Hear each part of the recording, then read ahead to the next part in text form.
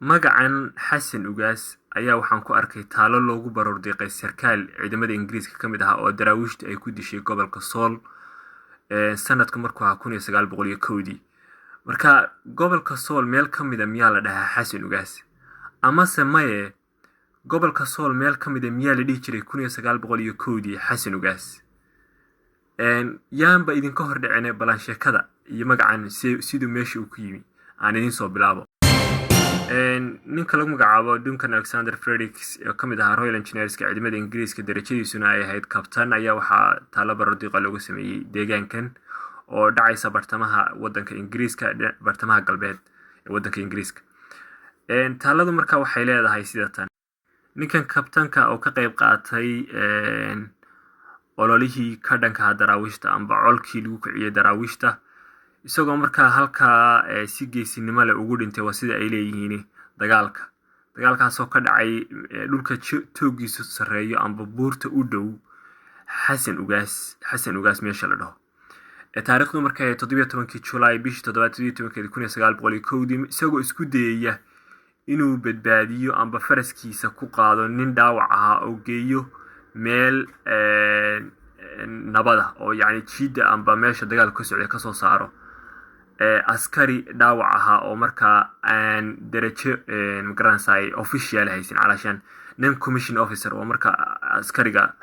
darajada loo magacaabo laakiin si official ay dawladdu warqad ugu saxiixin marka ninka dhaawacmay buu leeyahay ayaa ninkan magaranayay isagoo doonaya inuu ka soo qaado dhaawiciisa ayay daraawiishtu dileen amba magaranayay ajaleen marka maadaama aysan jirin gobolka sool ku taalo xasan ugaas lagu magacaabo amba si intii aqoonteed anigu aanan garanayn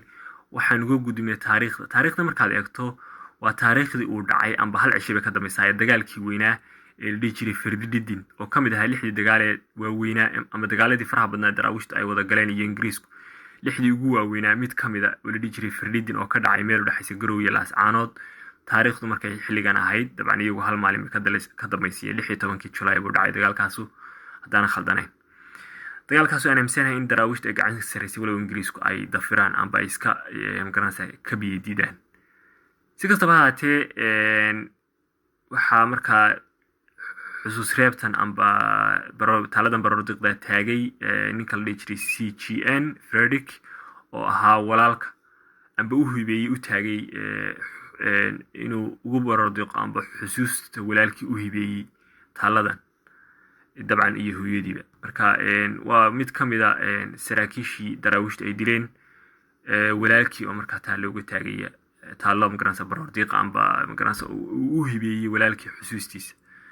cariga Ingiriiska meesha markaan eegay meeshaas waa Firdidin waxa weeye dagaalkii Firdidin dabcan iyagu laakiin xasan ugaas ayay ku magacaabeen maxay kula tahay adiga sameexsan yihiin deegaanku in la dhaho xasan ugaas mise waxay kula tahay magaca way khaldeen oo dagaalkii Firdidin